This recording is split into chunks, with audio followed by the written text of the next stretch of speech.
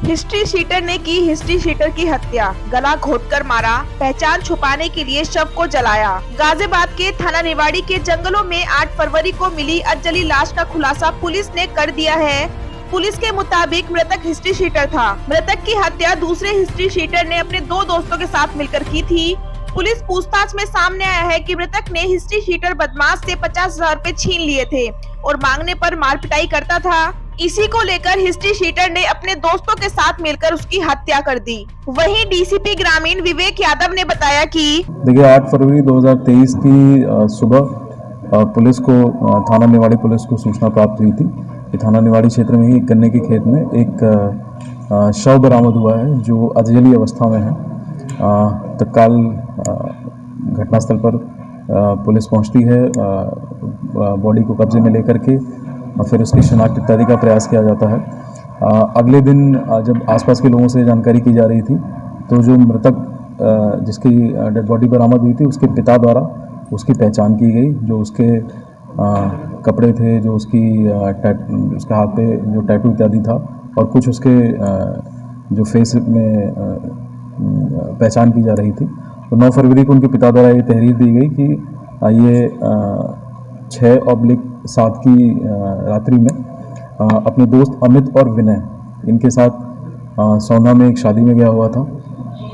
उसके आधार पे ये मुकदमा पंजीकृत हुआ। पोस्टमार्टम में स्ट्रैंगुलेशन आया और उसके बाद जब इन दोनों अभियुक्तों की गिरफ्तारी हुई अमित और विनय की, तो इन्होंने पूछताछ में बताया कि इनके साथ एक और इनका तीसरा दोस्त अर्जुन, विनय, अमित उर्फ मोनू और विपिन जो कि मृतक है, ये 6/7 की रात्रि में शादी में गए थे और वहाँ से ये लोग पैदल आए।